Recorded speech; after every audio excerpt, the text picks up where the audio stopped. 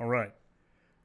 This is when I press the go live button and cross my fingers and hope that everyone should be able to see and hear me. But hi, everyone. All right, things are looking good. It looks like I'm coming in loud and clear. Hey, this is super exciting. We got about like 500 or so. I see 535 people coming to hang out with us.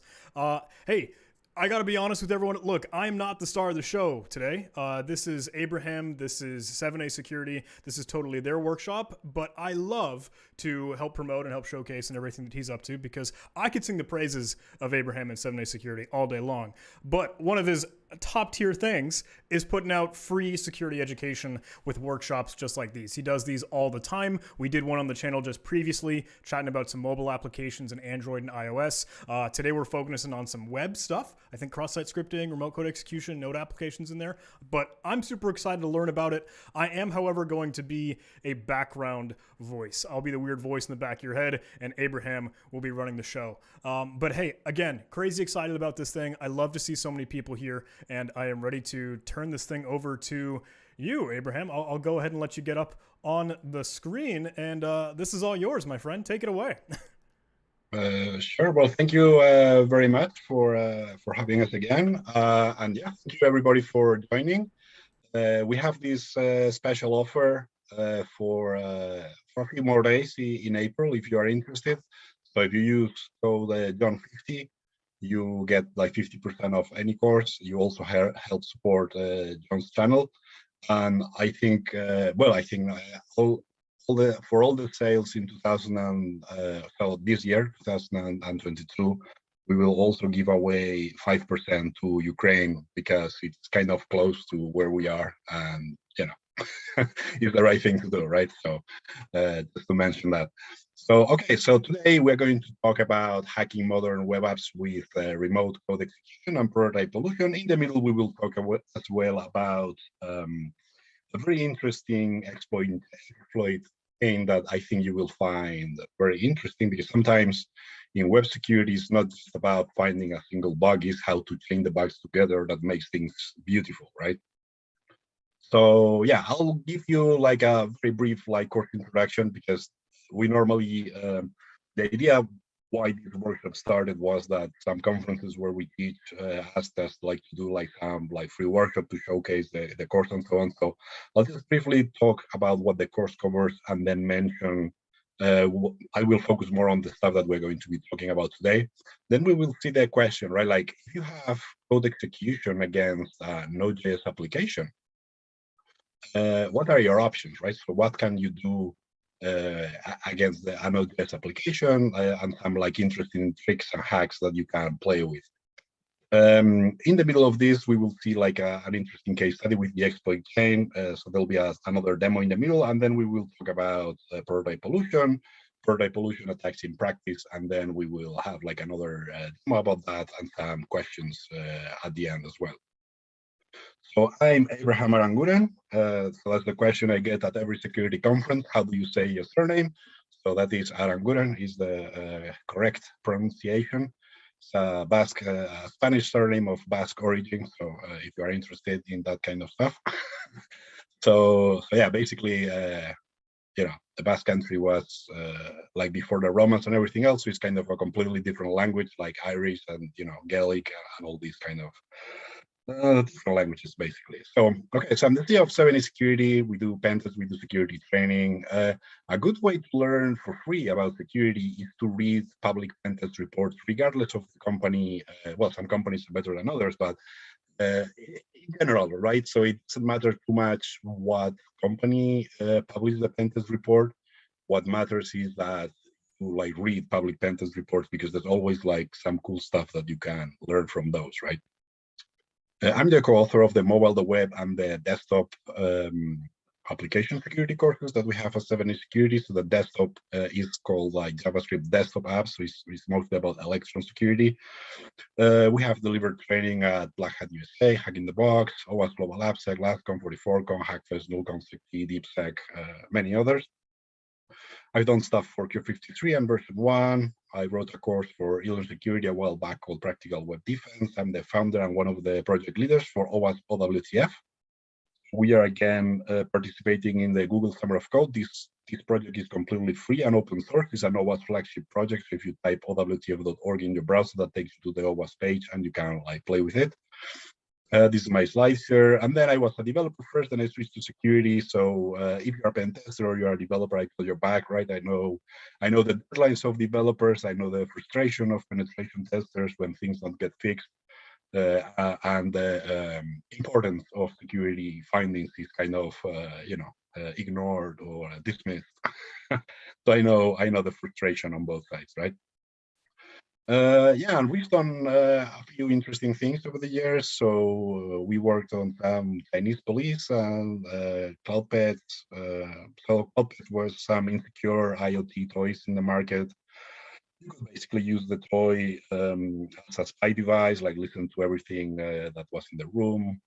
The Chinese police apps and Chinese government, they were more about what is their way of doing counterterrorism, right? So in China, there's no privacy laws or anything like that, like in Europe. So they basically like grab a lot of information about people, and then the concern was if something like that was a human right violation. And I cannot talk too much about this, but we are working on another project that is kind of similar to this, which is pretty cool, but I cannot talk about it yet. And there's some cool findings already that's ongoing. So there'll be like more, kind of human rights type of applications being public reports soonish, maybe this year. And then Csrf was an application mandated in the entire country of South Korea. So by law, every parent and child was forced to install this. Yeah, and it was so bad that we even gave a talk about it, right? So if you search on YouTube for Csrf some idea, that'll lead to the talk. There's also like the slides there. There's the public pen test report here. And the Chinese stuff, you can search for Chinese police and cloud pets, and that'll take you on YouTube to some talks that I gave about it. And there's a bunch of other public pen test reports. This particular course is the main author of it is actually Anirudh Anand. So he's a CTF player. He's a member of the #1 ranked team in India for CTFs, which is called Team BIOS. He has found vulnerabilities in Google, Microsoft, LinkedIn, GitLab, and others. As a contributor to OWASP WTF and other open source projects, and has some nice certifications. And this is his blog and his Twitter. And yeah, this would be like if you want to take the course. So VirtualBox works, VMware works too, but yeah, that is probably not very interesting today. Now, one thing that I'll say, which is relevant today, is that normally the first 4 points here is kind of a given when you purchase like any course, right? But we also do this for the free workshops, right? So you do like the digital copies of all training material, the test applications, the source code of the apps, and so on, right? So that is all kind of expected and normal. And what we do a little bit different, including this workshop, that we also give you lifetime access, right? So you have lifetime access. So whenever we update this workshop, right? So you can go to 7ASecurity.com/free and get all the content of this workshop and other workshops we have. So you get every time we update it, or we have like a longer version of whatever, you get this update, and you have like all the, or if we have like a new case study in the middle or whatever, you get access to everything, right? And you have unlimited email support. You can try any of the exercises in this workshop, and if you have trouble, you can email us, and we'll get back to you and try to help you out and so on. And yeah, you get all future updates for free, right? So some companies charge you for updates. We decided that we don't, because I don't like it as a customer, so we don't do it as a company. So, okay. So with that, let's briefly talk about what the web course covers, putting a little bit more emphasis on what we will be covering today, right? So first we start with some introduction to Node.js and getting all the lab set up and so on. So from this, today we will see a little bit of this part here of the remote code execution, right? So we see like how to find vulnerabilities and dependencies, how to get started, like finding some vulns and so on, doing some statistical analysis and other stuff. But today we will see a little bit of this part here about remote code execution in Node.js applications. Then there's a lab about injection, but I don't think, oh wait, no. This is on lab 3. So we will not be covering any of this today, but to mention, like, we cover a lot of cool stuff. Then in lab 3, which is about client-side attacks, today we will be doing this case study. I'll show it to you. In previous versions of this workshop, this was a little bit maybe harder to understand, so we have cleaned it up a little. So I think you will like the demo today. So it's exclusive content on John's channel today, and yeah. So there's a bunch of other interesting scenarios there. Then business logic flaws is kind of the vulnerability class that is never going away, right? Because you can see the tendency of frameworks like making XSS kind of tougher, SQL injection kind of tougher. Like you kind of, even as a web application firewall, the request looks different, right? If it's XSS or if it's SQL injection. Or if it is, cross-site request forgery, there's certain signatures, right? But what a web application firewall cannot really do much against a user changing an ID in a URL, right? So what is like if user reads record 1 from record 5, right? So insecure direct object references or IDORs, this is not going away, right? Because the developer has to remember like to put the if in there. So yeah, unlike this, there's like race conditions and there's other like cool stuff, right? So we dedicate our entire life for race conditions, but that's pretty cool. Then lab 5 is one of the people like the most because in here we cover a lot of case studies from the field of interesting vulnerabilities, and then we break it down like how the exploit worked and why the patch didn't work and how the patch was bypassed and so on. So people like this one a lot. So this is all like very, all our courses are very hands-on and so on. And then there's a bit of crypto, JWT tokens and other practical stuff with crypto. And then there's always like a CTF, which in practice there's not time to do during the class normally, but it's more kind of for students like to take their skills to the next level and then, report what they find. Then in part 2, we talk about a bit more advanced attacks. So today we will be covering prototype pollution. So I will be talking about some of these today.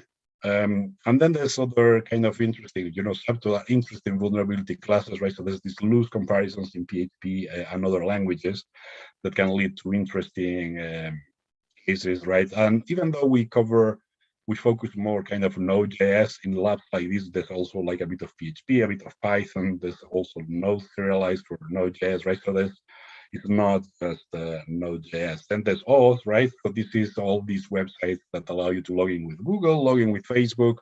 They also introduce a very interesting attack opportunity because sometimes you can, for example, using a redirect, you can leak the token, the authentication token to a third-party website or something like that. And that will be, of course, very bad because then the attacker can basically have the token of the victim, right? There's a lot of interesting attack scenarios about this. File upload vulnerabilities, of course, very important topic in web security. So there's a bunch of case studies and interesting scenarios. Attacking file parsers as well, very interesting scenario, but we won't be doing this today. And then there's a CTF and there's a lab that is missing here on the slides, which is still kind of in the works about race conditions. So that is also going to be pretty cool. So today, we will start talking about remote code execution options against Node applications, right? So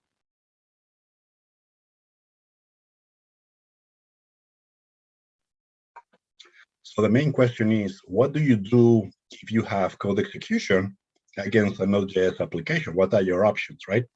So for this exercise, you can download this from the training portal. So basically, you can go to 7asecurity.com/free and get the materials there if you don't already have access.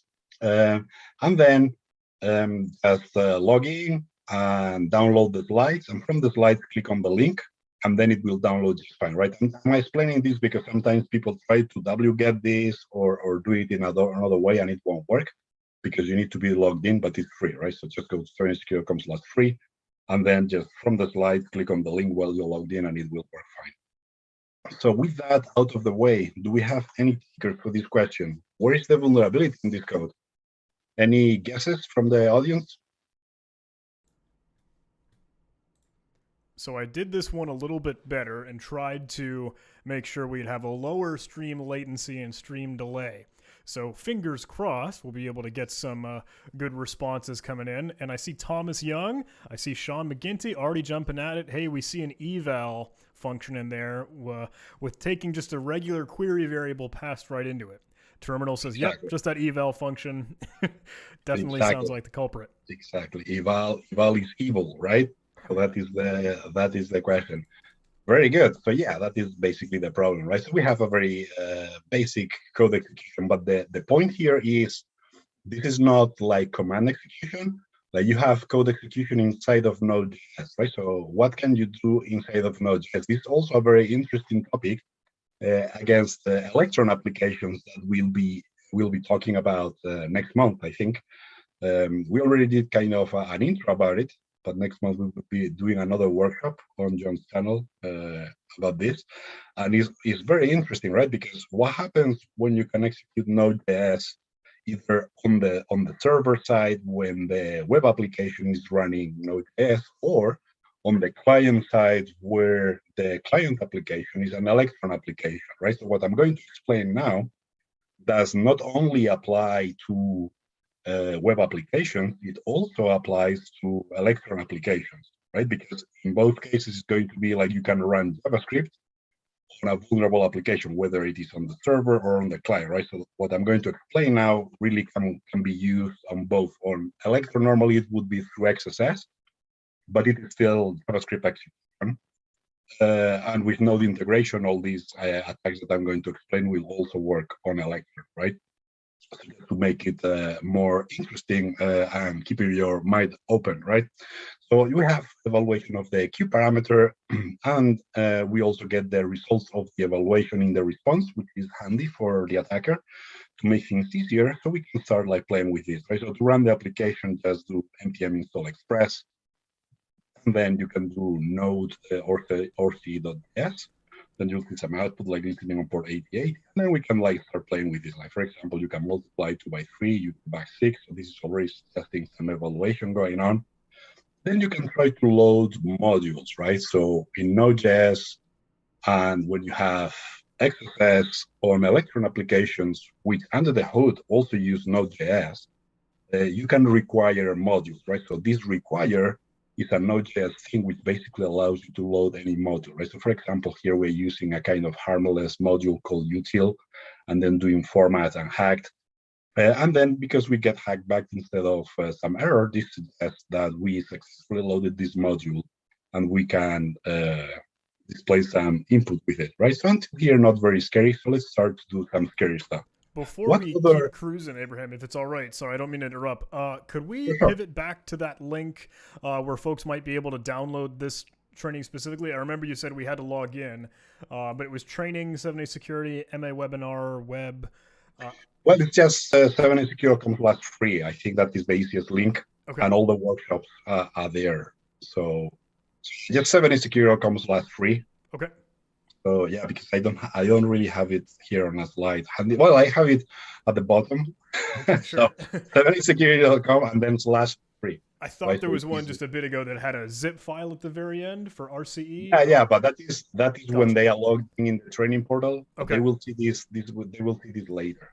Gotcha. Right. So the easiest, the way to gain access to this, because what I explain this because sometimes people ask, well, I clicked on the link and it didn't work, or I tried to wget this and it didn't work, but in both cases because they didn't log in, right? So first you go to 7asecurity.com/free, and then get free access to whatever workshop, and then you will get an email with instructions to log in, and then you log into training 7asecurity.com. But this is afterwards, right? Gotcha. And then from here, just download the slides and just click on this, and you can get all the vulnerable apps that I'll be demonstrating today, as well as the apps for any of our other free workshops, right? Sweet. Thank you. Cool. Okay, so yeah, UTL, it's kind of interesting, but not very scary, right? But then what happens with require FS, right? So FS file system, right? So things start to get interesting because now we can start messing with the file system, right? So in Electron, if you have node integration, this would be like super interesting because this allows you to read files from disk using basically Node.js, right?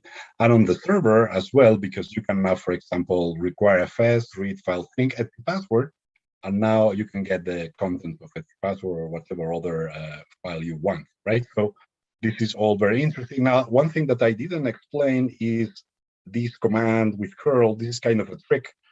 So just do like curl whatever, and then use the $sign to run this in a subshell, and then this is running PHP in a line. So that this trick is basically just to make it easier to know what the hell you're doing. So you do like php-r and then echo URL encode, require fs read file sync, and then you don't have like to mess with all these like URL encoding and manually and so on. So this is the equivalent link is below, and with the curl command you avoid all the URL encoding and you let PHP do it here, right? So just run PHP in line or Perl or Python, whatever you prefer. And this is kind of a handy way for you to know exactly what you're doing without having to make your eyes bleed too much, looking at percentage something and figuring out what it is, right?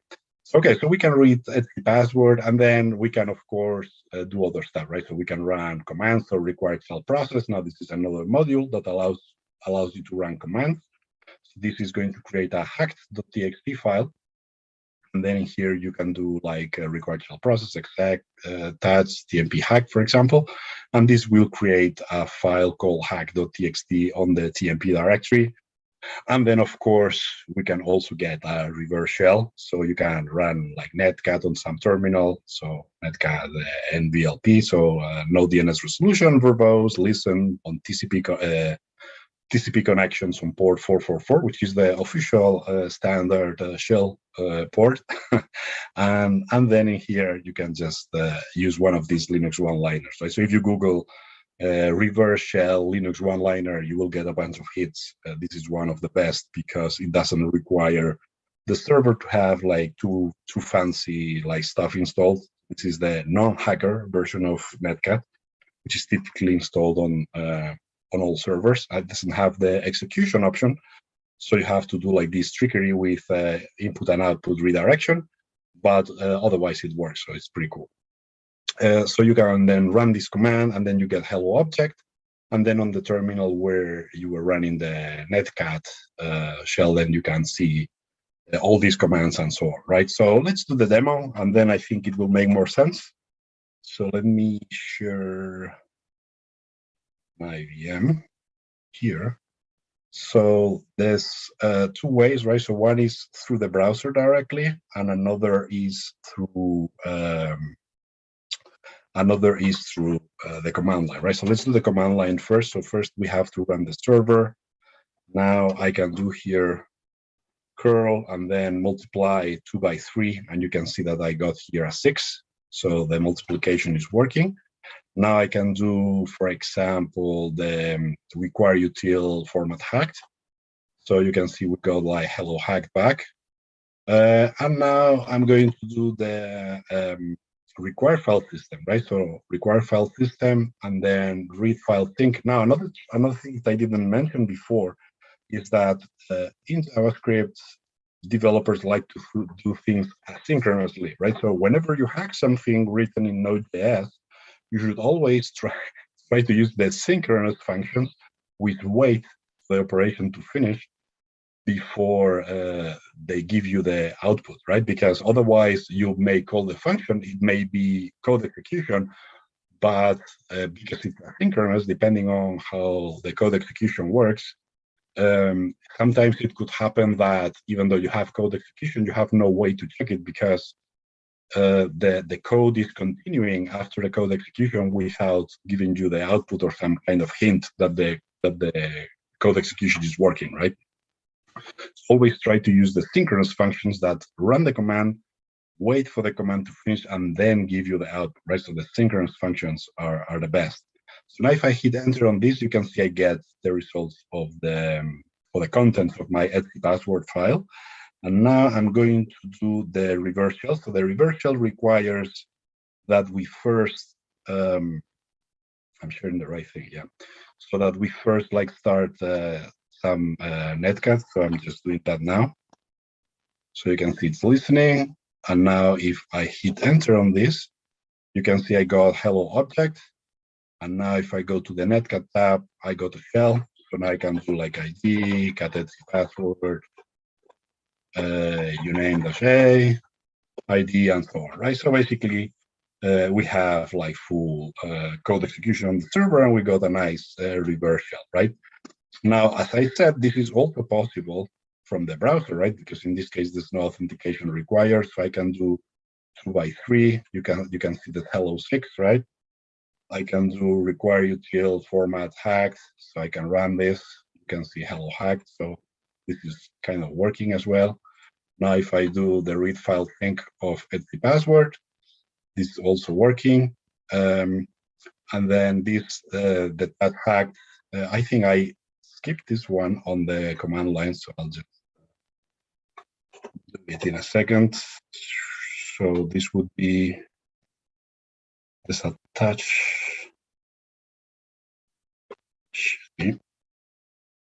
Okay, I skipped it. It doesn't really matter. Okay.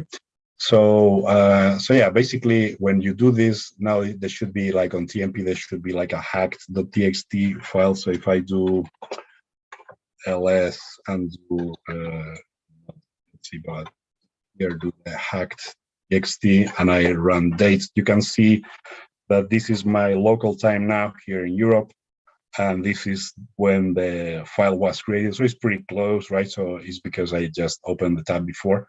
So you can see like we created a file with a timestamp close to when I did this. And then to do this, I have to first double check here that our netcat is kind of free. So if I do it now and I hit this, now we have the hello object, and here, yeah, I think I have to kill it. Yeah, it was kind of, so I have to do this kind of, I think I have to do that. And now if I do this, and yeah, and try this again. Yeah, now we got the shell back, right? So I can, well, uname-a and so on, right? So this is, yeah, the end of the first demo. So just some options for you to kind of get started if you I'll just kill it. So for the next demo, we don't have any issues. So are there any questions about this before we move on? I saw one fly by, and I don't know if there might be a couple others that flood in. But there was one question was, hey, would this work without URL encoding when you're trying to send that payload? What do you think? It depends, but in this case, the thing is, let me just share the demo again. Sure thing. In this case, what happens is, I'm sharing the right thing, right? Yeah. So what happens is you are sending this in a URL, right? So it has kind of to be URL encoded, but it doesn't really, you just have to send things in a way that the server understands. Sometimes URL encoding might be required, other times it won't. Sometimes URL encoding or double URL encoding might be interesting to bypass web application firewalls. That's also a well-known trick for that. But it basically will depend on the application. In most cases, if the data is going through a URL, there will have to be at least some URL encoding, right? So things don't get messed up if there's like different parameters and so on. But yeah, that is basically the idea. So if I just go back here, you can see all these payloads are URL encoded. And the trick to get rid of that on the command line, if I go here, is just to run PHP inline, for example, right? So you do PHP and then you get PHP or Python or whatever you prefer to do the URL encoding. And then here you can work with the payload without any URL encoding. The server will get the URL encoded bit, but you can, you know, see what you're doing much more easily because you don't have to like look at any URL encoded characters. I think that answers the question. If not, keep asking. Yeah. Do you have any other question? No, I like that answer, and I'm along the same way. For those that might have seen my videos, I tend to do that sort of thing in Python. I know, hey, we're using PHP there to handle it, but I tend to do in Python for some scripts. And I would agree, like, whenever you can try it with URL encoding, sometimes double encoding might even save your bacon. There Yeah. was one other question that flew by, and it was, hey, how do I find that vulnerability? How can I detect that? I think we got a little bit of a sneak peek on, hey, what that source code was with the eval function, right? Yeah, but this would be a very good start for this kind of evaluation. It's kind of sneaky as well, this Yeah. multiplication. So if you do 2 by 3 and you get about 6, that is suggesting you either have code execution or template injection. It suggests evaluation, right? Yep. So this is a very quick way, or you do let's do some math, right? So 1 plus 1 or 3 minus 2, whatever, right? So you can do like some math, and if you get back the result, then you either have code execution or template injection or something, right? So yeah, that will be one way. Another is just to use some payloads, right? So in burp, there's a bunch of attacks out of the box. There's also very good lists. I think, what was the name of this guy? David Messler, maybe? Oh, Daniel Meisler. He Oh has the yeah, sec yeah, lists. Yep. yeah, exactly. Yeah, checklist. That is the that is what I had in mind. So yeah, this checklist, that is pretty cool, right? So you can like try a lot of payloads that are kind of known to work. Now, all this is never going to be guaranteed because at the end of the day, it depends on what the application is doing, right? So if the application has some tech before that stops whatever other payloads are trying, they are not going to work even if it's completely vulnerable, right? This is why you need humans to test applications, and scanners only get you so far, right? And even sometimes people find stuff with bug bounties that has been missed for years before, right? So this is all because it's only after you hit like certain conditions and all the planets align, and you can actually reach the vulnerable code, right? But in many cases, just doing some arithmetic or some math could be a quick way. You can also like try commands to try other things that could be either a command of the platform. Like if you have some hints, like for example, you see there's a header saying express, so that's kind of suggesting it's Node.js. So you can then start trying stuff like require and see what happens as well. So yeah, those would be like some things to try, especially against Node.js or Electron, right? Should we continue? Yeah, I think so. It sounds like the real answer in my mind to that question is, hey, fuzzing and testing and just kind of exploring and poking around. I see a lot Yeah. of good recommendations in the chat. Hey, try using Zap from OWASP, the Z attack proxy, Burp Suite, as Yeah. we mentioned. Plenty of tools to help be able to get this in your tool chain. Yeah, exactly. As both SAP and Burp will have a bunch of tests by default that you can run.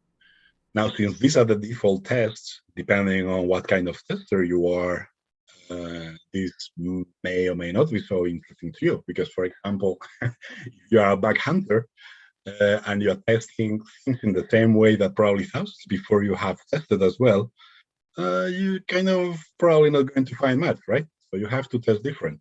So if you look, for example, at file descriptors bug bounties in Twitter, he kind of got all these bounties because nobody else was looking at auth, right? So he's basically the expert in auth, and he was only looking for that type of bugs. So he became kind of the master of that kind of vulnerability, and nobody else was looking at it, right? So because he tested different, he could find bugs that other people couldn't find, right? So it's always good. Actually, we were talking before that I was at Nullcom Berlin. So there was also James Kettle. He gave a keynote on the second day. And during his keynote, he said something really interesting. He said, you have to test different than others to find other vulnerabilities.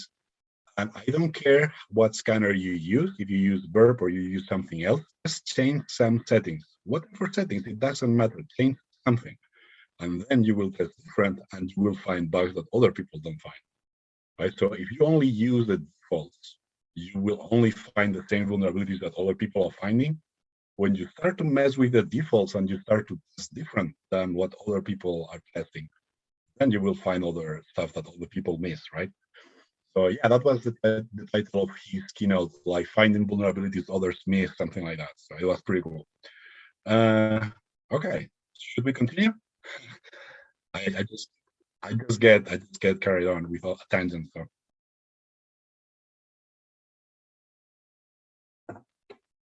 okay, so now we're going to see a very interesting case study, right? Because on web security, well, and other security topics, one thing that happens again and again is maybe you find one vulnerability, but on its own it's not so scary, right? But then you change the small vulnerability with another vulnerability, and then another, and then it starts like the impact starts to get like kind of multiplied, right? So in this case, we have an interesting request forgery that we will turn into XSS, and then we will turn into code execution, right? So this is a pretty cool vulnerability from the field, right? So this was a vulnerability affecting Bolt CMS that we will reenact today and demo as well in a second.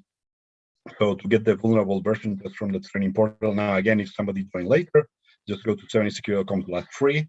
So all this content is available for free. Then you will get an email. Just follow the instructions. There was some button like to click to join the training portal or something. Just click on that, and then you just download the slides. And from the slides, click on this, and this will download the vulnerable version of Bolt. Then you have to do a little bit of fiddling to get it to work, because it's like a different version of PHP and so on. So we have to do a little bit of messing. It also requires a writable web root, which is one of the things I've been fighting against WordPress for for years. Like, you should not have a writable web root, right? It's a lot of people get owned because of this, right? When if the web root basically is the folder that is kind of exposed to the internet. If you only make the web root not writable to the web user, like a lot of code execution over the internet would have never happened, right? Because even though maybe some vulnerability existed, it would have been like a lot harder to exploit than just uploading some PHP and running it, for example, right? But anyway, this is one of these crappy applications that requires a writable web root, so like WordPress, and then what you do is basically give it permissions. This is probably a bit excessive, but anyway, it's just for demonstration purposes. And then you just do these steps, then open the Apache configuration. You also have to enable HT access, so you have to change this allow override none to allow override all. And after all these, just install mod rewrite and restart Apache, and then you should be good. Now, there's a couple of users called admin123 and editor123. So that's the username and the password to log in. It's on localhost Bolt public if you follow the instructions. And then this is the way the kill chain works, right? So basically, first an admin logs into Bolt CMS, right? So this is the typical scenario for cross-site request forgery. Like, an admin is doing some work, and then while logged in, opens another tab on the same browser and visits an attacker-controlled URL, right? Now, this attacker-controlled URL can try to do some stuff against the Bolt CMS because they are running on the same browser. It can try to send some cross-site request forgery there, right? So the admin browser will attempt to upload the initial HTML file, which we will call stager HTML, using cross-site request forgery. Then the attacker script will load the uploaded HTML using an iframe. So this happens in the same attack, right? So the same attack is going to first upload an HTML file using cross-site request forgery, then load this HTML file that has just been uploaded using an iframe, and then the uploaded stager HTML is going to do the following, right? It's going to send a request to configuration, make configuration, extract the request token to bypass cross-site request forgery protections, because we have XSS with this HTML upload. And then we send the updated contents from the configuration file, allowing PHP file extensions to be uploaded to the server. So you have the writable web root, right? So the web user can create web files that will be available for the attacker remotely. So using this vulnerability, you can change the configuration file to allow PHP files. And then once this configuration file is allowed, now we can upload a PHP file, right? So basically, we're doing first one cross-site request forgery to upload the HTML file. Then we load the HTML file using an iframe. This is all happening from the attacker website. Then the attacker website sends, because with the HTML, we got the cross-site request forgery token. So we can send or it runs from the same origin. We can send this request to the configuration page and extract the cross-site request forgery token to bypass cross-site request forgery protection. And then we can send another kind of cross-site request forgery, but this is actually not vulnerable. But since we have the cross-site request forgery token, we can do it, right? So using the XSS, now we are allowing PHP files to be uploaded to the server. And then once PHP files can be uploaded using the cross-site request forgery that we used here before to upload an HTML file, now we can use the same vulnerability to upload a PHP file, which was not allowed before. And then we can get either a reverse shell or a bind shell. We will demonstrate in the demo. Now, to make it a little bit easier, we just created this URL, which is also available for free. So you can just click on this and it walks you through all the scenarios, and it has all the exploits in there. We feel like this is kind of easier both for your eyes on the slides as well as for you to try it out, right? Because Bolt will be running on localhost, which is a different origin, and then 7AS.es is kind of doing the role of the attacker website. So from this website, you can send requests to localhost, and if it works, it's kind of because cross-site request forgery is working. Now, if you have the pro version of Burp, there's an option when you right-click on a request, you can click on engagement tools and generate cross-site request forgery proof of concept, and that will allow you to, create these kind of attacks much more quickly, right? You have to clean it up a bit, but still, it's a much better starting point. Now, so the first attack is the upload, the cross-site request forgery in the file upload, right? So first, you can log in as an admin user, and then you can open this URL in a new tab, and it will show you that this PHP upload failed, right? So if you go to the tools, network, and refresh the page on the response, you will see that this file doesn't have an acceptable extension. And then it gives you the acceptable extensions here, right? So if you look carefully at this list, you can see here some like red flags here. Like, for example, you can upload HTML. And then if you keep looking, probably, I think there's more trouble. With PDF, there's some trickery that is possible, but another dangerous extension, for example, is SVG, right? So if you allow uploads of SVG, you can also get XSS, right? So this attack will also work using SVG files, not just with HTML, right? So SVG would be another extension to be wary of. And developers are often not as familiar with this, leading to XSS as with HTML, right? So SVG definitely one of those extensions to keep an eye on. And this is the configuration file.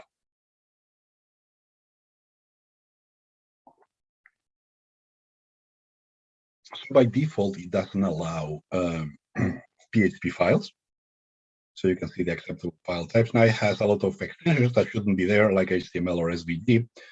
With PDF, there's also some queries possible. With DOG, you could also like try to sort of malware. I mean, there's potential here, but HTML and SVG definitely one of the most dangerous. PHP is not whitelisted, right? So what we want to do is to add the PHP extension into the configuration file so we can upload PHP files. And then with this, we can gain access to the server, right? So two very interesting things to note is that HTML files are being allowed to be uploaded by default, and the file upload request does not contain any random tokens for protection against cross-site request forgery. So it is not possible for us to directly upload a PHP file to the server unless we change the configuration to add the PHP extension to the config file. So admin users have an option to update config files using the Bolt CMS dashboard itself. So you can do this on Navigate, Dashboard Configuration, Make Configuration. So you can log in as the admin user to the Bolt server and open this URL in a new tab. This will try cursor request forgery against the configuration. And then if you open the DevTools, so DevTools is basically pressing F12, go to the network tab and refresh the page. And see the post request, you will see that you get this response like file config HTML could not be saved because the form wasn't valid, right? So this, the form wasn't valid, means that the cursor request forgery token was not correct, right? So we need to upload an HTML file to get this token, and then using the token get access to this, right? So basically, first we have to upload like an HTML file, and then we will get an alert like this. So the page at localhost says, and then you have this. And in here on the response, you can see that there's these like object, file name, and so on. And this has all like being uploaded successfully, right? So we could upload an HTML file with XSS, right? So we can use cursor request forgery to upload HTML files to the server, which is already bad. Also, alert document location resulted in getting XSS on localhost, even though the link the admin clicked was on another domain. We got XSS on localhost. So this means we can run any JavaScript we want within the security context of localhost, which is where the Vault PMS is running, right? So now the next exploit reads the cursor request forgery token, and you get this alert. And then the next one is going to upload a bind shell. It's really not technically a bind shell, but it's kind of, you know, you don't have like to mess with a reverse shell, right? So you can just run commands like this. So this basically pushes a PHP file, exploiting all the things, and then just do like shell, and you can run like the command ID or catet password and so on. You can also get a reverse shell, right? So you can do netcat and then listen on port 1, 2, 3, 4, and then use this link, which has all the code to do the reverse shell, and then you will get the PHP reverse shell, right? So this is an extract of what the attack looks like, right? So this is the kind of the attacker code. You have like the URL is localhost, reverse shell IP is localhost, the port of the reverse IP, and so on for the shell later. And then this is first the request to read the cursor request forgery token. So it's a get request on the configuration YML. Then this is kind of the trick to get the correct element to read the cursor request forgery token. Then you can see here the obtained cursor request forgery token. Then, because we have the cursor request forgery token, we can upload the configuration. And then once that works, we can upload the shell, right? So first we change the configuration, and then once that works, we can upload the shell, and this will upload either the reverse shell or the other one. And then this is what the shell looks like. So basically file name, shell to the PHP request, and then it just runs system and so on.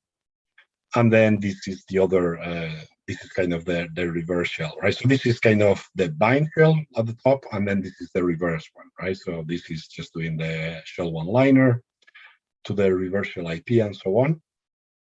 And then this is the other one, right? So let's just do the demo. I think it will make more sense.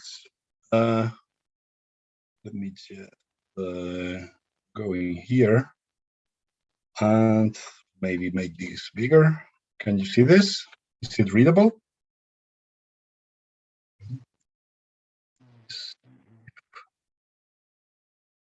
No. I can get rid of the bar. No, that is even worse.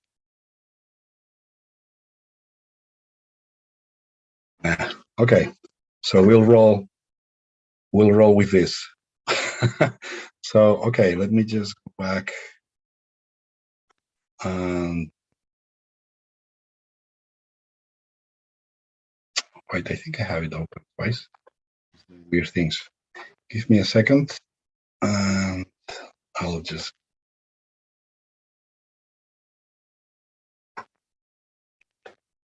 open it again.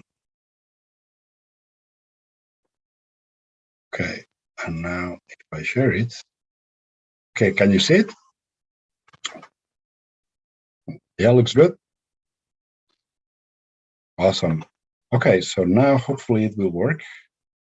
So first we are logged in as an administrator, right? And then you can navigate to this page where all the stuff is, right? So just Node.js, Vault, CMS, and so on, right?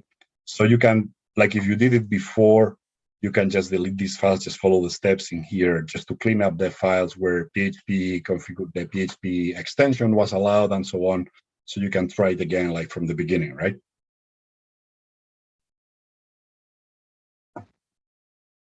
So this is basically just removing the PHP extension and so on. And now we can attempt to upload a PHP file directly, and then you can refresh the page and just go to the developer tools, go to network, hit refresh, and then you can see that this is the request that was being attempted. And then on the response, we have the file does not have an acceptable extension, right? Now, if you see the source, this is kind of the exploit of the whole thing. And then if we try the Crosshair, the attempt to change the configuration file directly, it fails also as well, right? So you can see it could not be saved because the form was invalid. This is because we cannot do a cross-site request forgery against the configuration, because that is taking the cross-site request forgery token, right? So we have to first upload an HTML file using the cross-site request forgery. You could see the alert in there, right? So if you go to network and refresh, you can see there was an alert from localhost. And in here, you can see the request was just uploading an HTML file with an alert location, and this was successful, right? So this is the first step of the vulnerabilities to get XSS within the security context of the vulnerable Vault CMS, right? So you can see that there. Now, the next step is use the XSS to get the cross-site request forgery token, right? So that we can change the configuration and allow the upload of PHP files, right? So now if you go to the network, you can see that here. So if you go there, you can see obtain cross-site request forgery token. You can see the response. And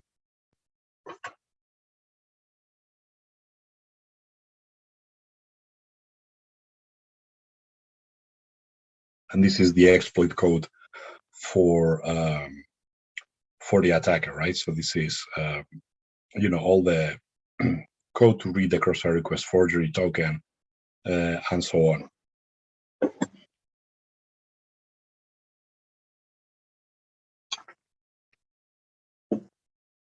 Now this is more interesting because it chains the whole thing together to get kind of a bind shell, right? So without having to run netcat or anything, you can run commands directly on the server. You can do who am I, category password, and so on, right? So this is all working nicely. And now this is just repeating the steps, so we can take it on the DevTools, right? So you can see the request, and you can see it reads the request, the cross-site request forgery token, update the configuration, and then uploads the PHP file, right? So those are the steps to chain all the vulnerabilities together, and then this is kind of to get the code execution, right? And then there's a reverse shell. So first you have to run some netcat, right? So this is running netcat on port 1234, and then you can check here that you get a reverse shell back using these techniques, right? So it's pretty cool that you can chain the three things together, right? So cross-site request forgery with XSS, and then you have also the code execution at the end by uploading the PHP file, right? Okay, and this is the code for the exploit itself. So yeah, so that is pretty much this. Are there any questions about this before we continue? Let me just share this.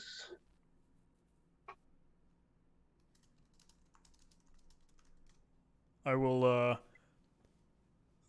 let the chat catch up in case there are any other questions.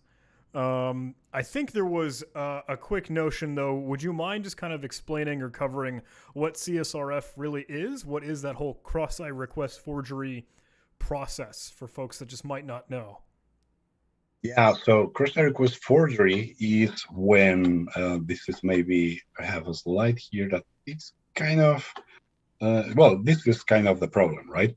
So the internet is built in a way that is friendly for advertisers, right?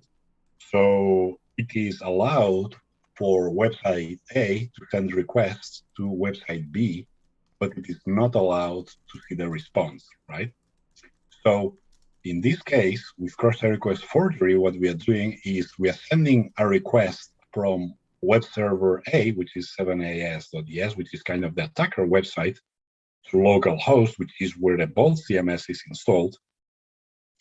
And then we are able to execute JavaScript within the security context of this website because of this vulnerability, right? So we are able to send a request to a website to perform an authenticated action that is kind of uploading a file to a CMS that should not be possible from another website, right? So cross-site request forgery happens because in most cases, the developers forgot to add some cross-site request forgery token to the website. But nowadays, you could even argue it's because they are not using strict cookies, right? So now there's this thing called same-site cookies, and then you can use a same-site value of lax or strict. And in both cases, that is typically going to stop cross-site request forgery because the browser itself will refuse to send the authentication cookies, right? Another scenario where cross-site request forgery doesn't work is when the entire application is built in a way that an authorization header is used instead of cookies, right? So in those cases, cross-site request forgery will also not work. But normally, if cookies are used and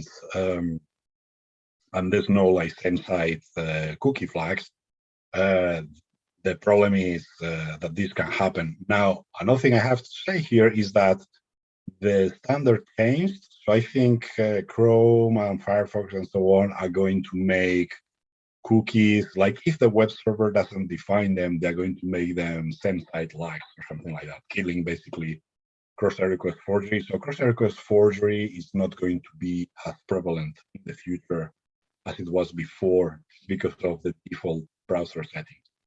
Now, websites can still disable this, but since the default is better than before, that will also mitigate cross-site request forgery. I'm not sure if I went too deep or, or was it understandable? No, I think that was perfect. Thank you. I see some chatter. Okay. Hey, there's some notion if you wanted to mitigate some CSRF vulnerabilities, they're suggesting that content security policy, CSP. Content security policy is more for XSS than from cross-site request forgery, right? So with the content security policy, you say, I only allow running XSS from certain. You cannot define your rules about what kind of JavaScript can be executed on your website, and that narrows down the XSS potential a lot. It makes XSS much more difficult in many cases, especially if it is done correctly.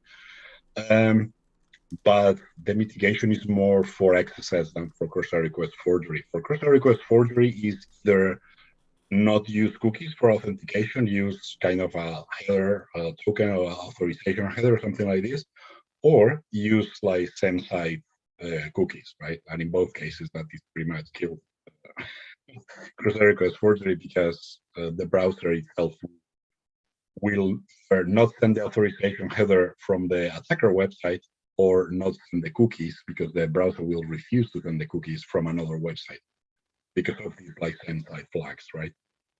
So those are the main like modern defenses against cross-site request forgery. The traditional way was to create a random token so that you have this unpredictability of the request, right? So you have a token that is generated on the server, and then when you get the request back, you check that this token is the token that you were expecting, and if not, you refuse the request because it is an attack, right? And then that is kind of the traditional way to mitigate cross-site request forgery, but this is more prone to failure because you have to remember to do it for every form on your website, whereas setting the same site the cookies, you only have to maybe do it in one line on your server. And you've pretty much solved cross-site request forgery, right?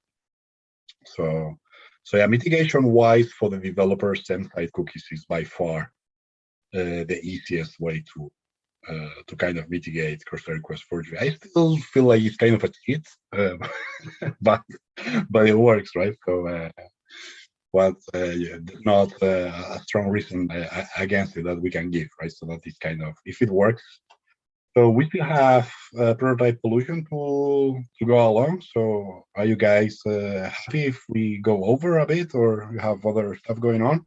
I see some excitement in the chat. Hey, looking forward to the prototype pollution section. So if we are cruising into it, I'm all about it. Let's do it. Okay, let's do it then. Sorry for going over the the intended time. So now let's talk about prototype pollution and prototype pollution attacks, right? So in this case, what we are going to be doing is polluting the prototype of a base object, right? Sometimes it can lead to RCE.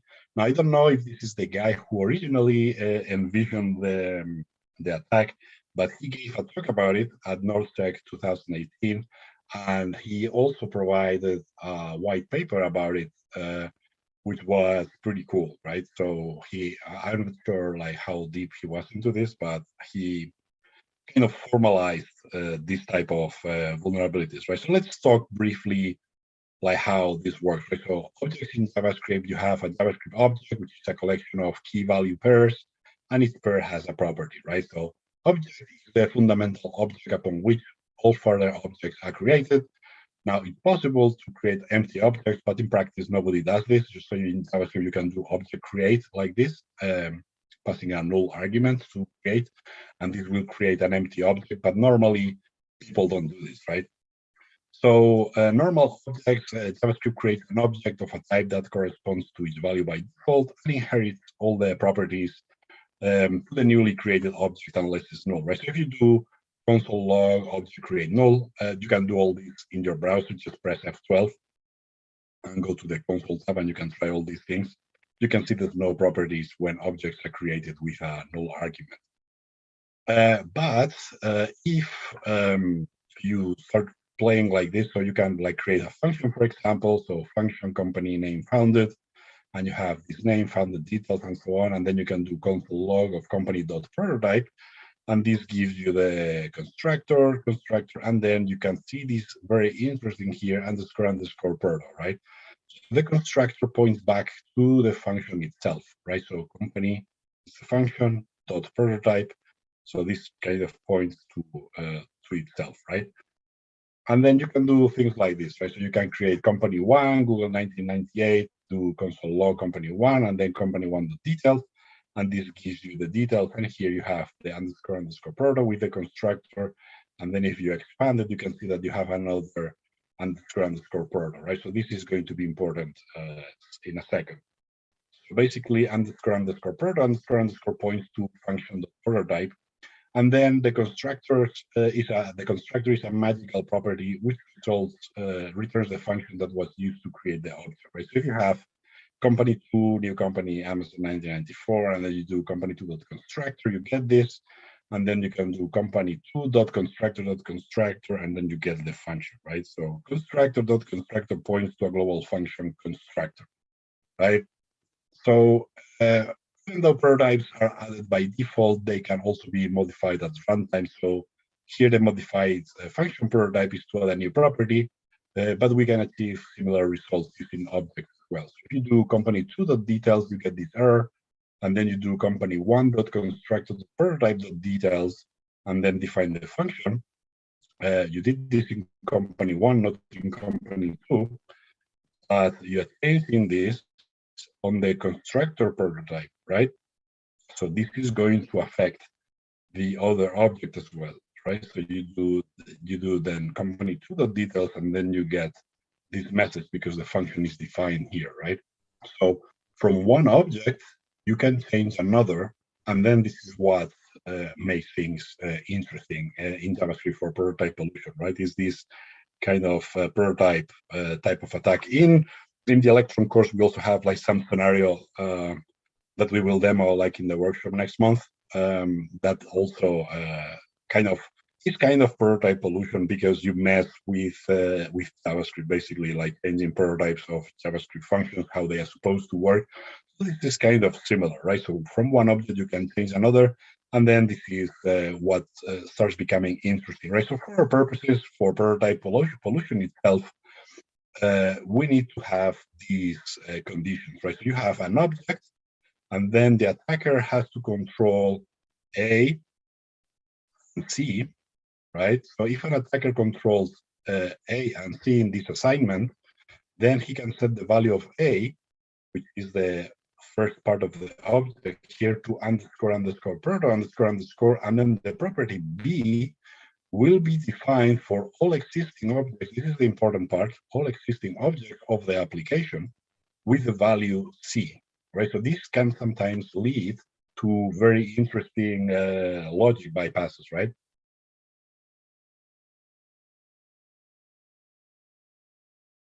And the attack is slightly more complicated because it requires one of these three things to happen, right? So you need either a recursive object merge, a property definition by path, or an object clone, right? So let's see how that works.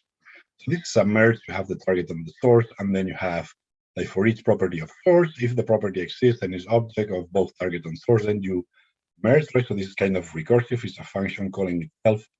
Merge the target property with the source property, and if not, you just do the assignment properly like this, right?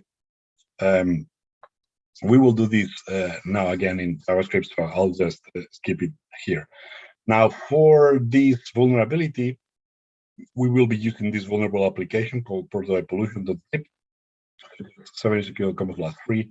If you didn't get access yet, you can download it from there and then download the slides. And when you arrive to this slide, click on this while you're logged in, and it will work. And yeah, let's just play with it, right? So you basically encrypt it, cd into the proto directory, and then run node proto.js. If that doesn't work, then you npm install express, body parser, cookie parser, and path, and that should be then ready to go, right? So it has two paths: sign up and flag, right? So what we want is to set admin to 1 using the prototype pollution to pollute the global admin dictionary to bypass a logic set, right? And then sign up basically calls clone, which internally calls merge, which is vulnerable to prototype pollution.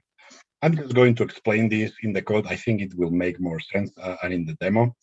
But well, this is like you trying all these like by yourself using the Node.js command line. So you can do like the merge there, and then you can see the current attributes of the merge. But I will explain all these now in the second in a demo, right? But basically what we're going to do is the following, right? So if you do JSON parse of name 7ASecurity, for example, and then you assign this to body, then you do clone of the body into copy body, and then you do copy body.name, then you will get this attribute.name, right? In this thing that is printing what attribute is being merged, right? And then this works perfectly, but if you pass a payload like this with __ proto admin1, then this is when the merge happens. As it merges and loops through the attributes, it will actually override it, right?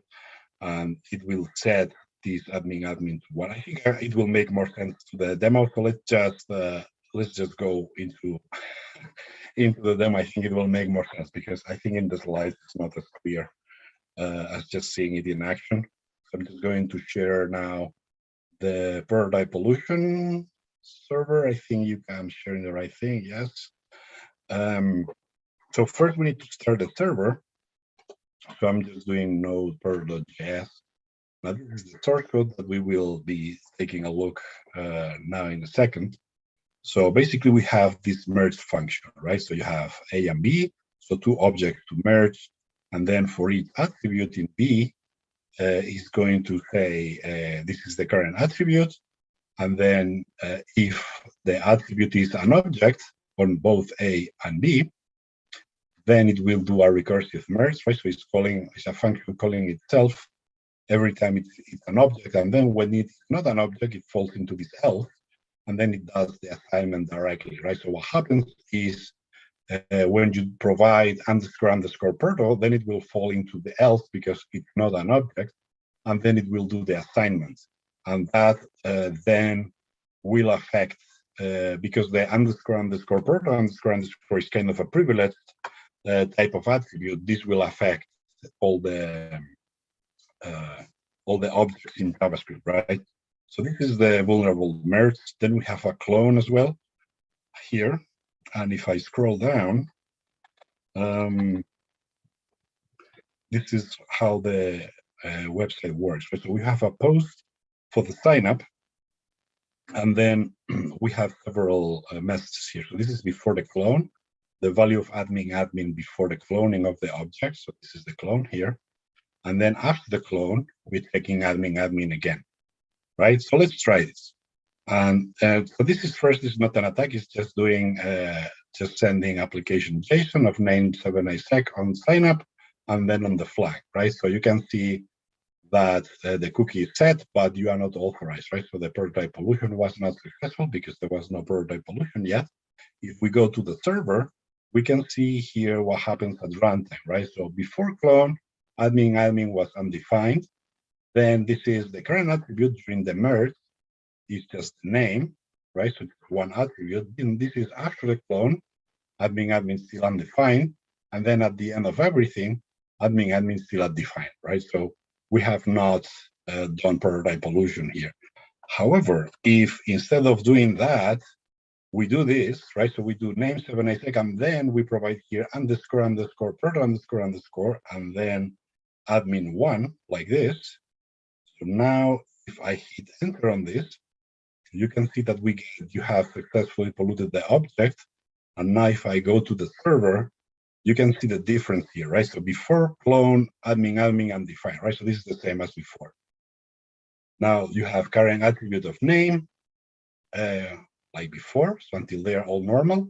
But then you have current attribute of Perto, right? So this happens because what we provided here was another attribute, right? So of __ Perto with admin1. And in the code, you can see here, this is the current attribute. It's telling you during the merge what attribute it's merging from one object into the other, right? So the clone is doing this merge like this, right? So this is what's going on here, right? So before we only had this current attribute name, but now since we gave the __ Proto, now it's processing that as well. And then what happens is that it will assign this admin to the __ Proto, and whatever assigned to the __ Proto will appear in all JavaScript objects, right? So now after the clone, you can see that admin is set to 1 instead of undefined before. So we have successfully polluted the object. And another thing I want you to pay attention is this, right? So if I take a closer look at the sign up here, you can see that admin is undefined, right? So we saw this here. Admin is undefined before the prototype pollution. And then there's the clone, and after the clone, it works, right? So after the clone, admin is 1. So the problem happened between these two lines, right? So, but here, you can see that admin is part of the admin object, but here we didn't do admin anything anywhere, right? So this is just body, JSON stringify of request body, right? So there's no admin anywhere. And this clone body is just doing clone of body. And then if you go to the clone function, this is just doing a merge of whatever you pass to it. There's no admin object anywhere, right? So the prototype pollution works because in this merge here, when you do the __ Proto assignment, that's going to change the __ Proto of every object in the JavaScript instance, right? So this is why admin becomes, so you have here the admin dictionary starts having, so before admin was undefined, but now, since we set the underscore product underscore with admin1, right? So after all that, we got here the successful assignment, even though admin was never touched, right? So there was request body, this was body. There's no admin anywhere in these two lines where the problem happens, right? But afterwards, we have here the after clone of admin1, right? So with that, that will be the end of this presentation. So we have, well, we have other prototype pollution scenarios in the in the course as well, other case studies that are very interesting. So now we have some time for questions. And then another thing is we are running this quick promotion for a few more days. If you use John, you get like 50% off any 7ASecurity course. If you're interested in that, it's store7asecurity.com. If you're only interested on the free stuff, go to 7asecurity.com/free. And there's other free workshops that we have there. You get the vulnerable apps, the slides, and some recording in all cases. So do we have any questions? I have tossed it out in the chat in case anyone, hey, does have any lasting questions here. But this was awesome, man. Thank you so much, Abraham, for cruising through a couple of those. I loved seeing the prototype pollution demo because I, for one, can never seem to wrap my head around that every time, all the time. It's kind of weird, right? It's not, it's not a straightforward type of vulnerability. It's kind of weird. So we have some interesting, I don't know, meta questions, right? There was one sort of, hey, on wisdom, on career, etc. How long does it really take to become a good penetration tester? Do you mind tackling that one? Is that okay? I think this is going to be different for every person. What I would recommend is that you try a little bit of everything and then specialize in something, because it's very difficult to be very good at everything in general, right? So this is not just security, it's just in life. But if you like do a little bit of everything to see what you like, and then really put like all your passion into becoming really good at one thing. So for example, I gave an example before about File Descriptor, right? So File Descriptor, if you don't follow him on Twitter, you should. I don't know if he still is, but he was for a very long time the #1 ranked bug bounty hunter for Twitter, right? And the reason for this was he got into this bug hunting, and he became specialized in OAuth, right? So of course, he finds other vulnerabilities and he understands other vulnerabilities as well, but OAuth is kind of his specialty, right? So it's something where he's really deep, and because he's very deep on this makes him better, and he's going to find those types of vulnerabilities much easier than somebody who is not as used as him, right? So with all this, what I'm trying to say is it will take you significantly less time to be like a great security professional if you specialize on something than if you don't. Because if you don't, there's a lot of people that are kind of generalists,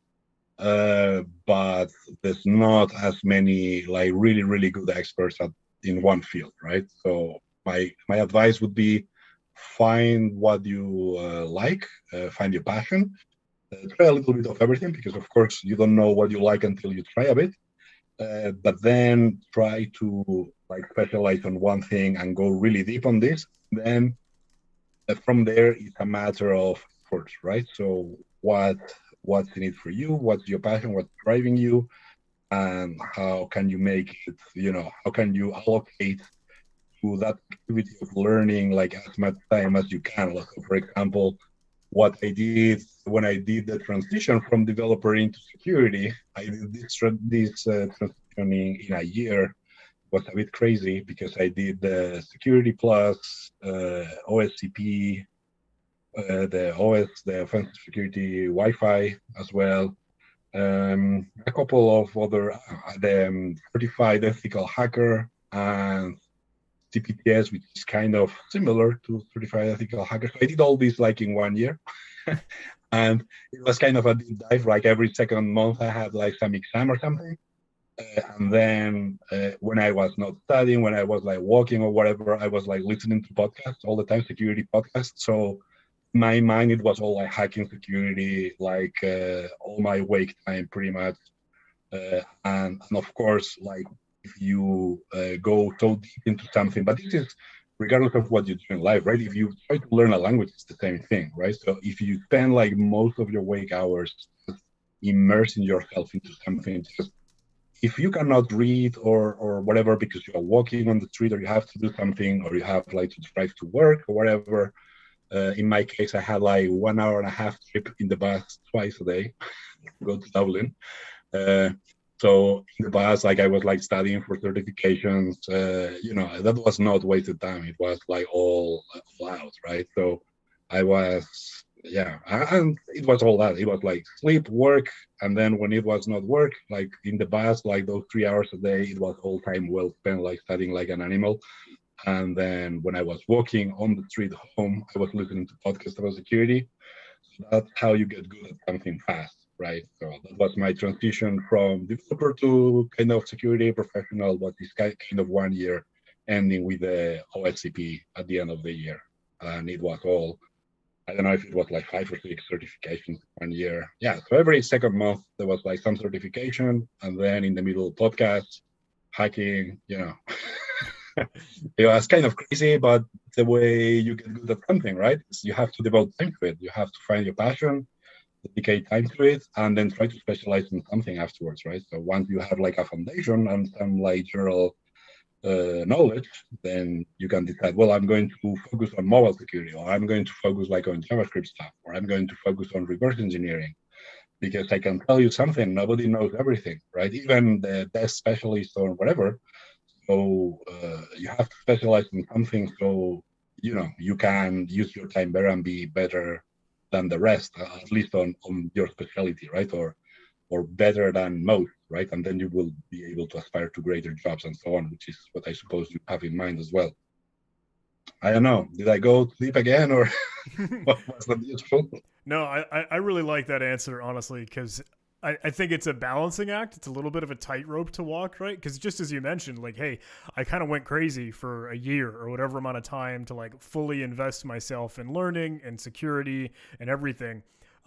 And from the outside, after like you've gone through that tunnel, it feels like, wow, that was a completely unmaintainable lifestyle. Yes. But I think when we have conversations about like burnout and imposter syndrome and all those, I don't know, crazy stuff, that sure, mental health is part of the picture. But I think for a lot of the folks that are super strong in security, or at least, I don't know, have a good passion and a good expertise in it, they've went through that certain amount of grind, as stupid as a word that is, Yeah. I don't know. I just think it is something that is a rite of passage is not the right word, but it's part of the process. Yeah, you have to invest yourself at some point in your life, right? So of course it's not going to be crazy like that all the time. But that transition, if you want to transition from developer to security to pen tester, you have to like a lot of stuff to learn. So you can do the slower route and then it might take you 5 years, or you can do it crazy like I did and then it only takes you a year.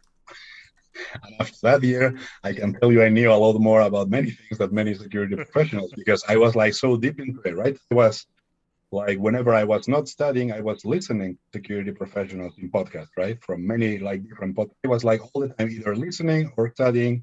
So it was like this kind of consumed myself, right? And this is what gets you really deep into whatever topic. But this is true regardless of what you want to do in life, right? If you want to do something really fast, you have to do that, right? So you have to sacrifice something and put your priorities in place to to dedicate more time at least to whatever it is you want to do. You don't have to do it crazy as I did, but you will have to dedicate some time for sure, right? Then the time you dedicate will indicate how long it will take you, right? So if you dedicate less time, it will probably take you maybe, I don't know, maybe instead of 1 year, it takes you 3, 5, So this is also a trade-off, right? So you will achieve your goal much later. You will be older. Maybe you will no longer be interested in that kind of role, and you will prefer more of a management type of position, depending on your age and other stuff. So it's all complicated, right? A lot of factors to consider, and most people don't think long term. At least I didn't for many years. Yeah, it's all tricky, right? But I would suggest try to follow your passion. If what you do is what you like, then everything else will probably fall in place. Because it's when you love something and that is what you spend most of your time doing, then that's a pretty good life, right? Because work is going to be many hours a week. So if you like what you do, then it's kind of not work, it's kind of fun. So that's cool, right? A lot of people, I don't know what the statistics are, but something like 90% of people don't like their job. So if you like your job, if you like what you do most of the time, then hey, that's follow your passion. Try to follow something you like and take it from there. I dig it. That's awesome. Good way to wrap this thing up. So thanks so much, Abraham. I know, hey, with the very start of this thing, we're at about 500 people here, which is fantastic and incredible. I think now we're closing out probably around 300 or just a little less, maybe 275. But I think right before we jumped to the Q&A at the end, we were at around 350. So awesome, incredible. I hope this was a good turnout for you. I hope everyone tuning in, listening in the audience learned something new and had a little bit of fun. But when is the next time we're getting together, my friend? Do we have another show on the docket? Yeah, I think I sent you in the chat some link. So maybe you could share that. It's on the 26th of May, I believe. Same time as this one. And we will be doing the hacking JavaScript desktop apps with XSS and remote code execution. So that is also a pretty cool, I think, I'm biased, but it's a pretty cool talk because it talks to you a little bit about kind of that vector that we saw at the beginning with the code execution against Node.js, but there's some tricky edge cases in Electron that are pretty cool. So yeah, I think that will be interesting. When we do that training, most of the time the people that come have never build an Electron application, and then when they leave the training, they're wow, I hack Discord, Slack, Bitgarden, all the heavy well-known apps, and it's pretty cool, right? Because once you learn the skills to reverse all these apps, and then you can make changes locally, and it's all JavaScript, and you can find all these vulnerabilities. So it's all pretty exciting. So that's what we will be doing next month. And yeah, I hope you found this entertaining. Again, there's this code on 50 if somebody wants 50% of any course, and if you're only interested in the free stuff, you can tell a friend to go to 7ASecurity.com/free. This workshop is free, and we also have 3 other free workshops so far. So there's the one about hacking JavaScript desktop apps, then there's practical mobile app attacks by example, with the longest recording, I think, 4 hours for that one. And then there's hacking Android and iOS apps with XSS and deep links or something like that. So those are the 4 workshops we have. And of course, the one that we did today about web security and hacking Node.js and so on. So I hope everybody found this entertaining and useful. If you have any questions, feel free to reach out either by email or whatever. If you have any trouble with access or whatever, just email admin@7asecurity.com and we will get that sorted out for you. Awesome. That's it for me. Thanks so much, all. This has been great. We'll go ahead and tune out. Thank you, everybody. Bye-bye. Thanks.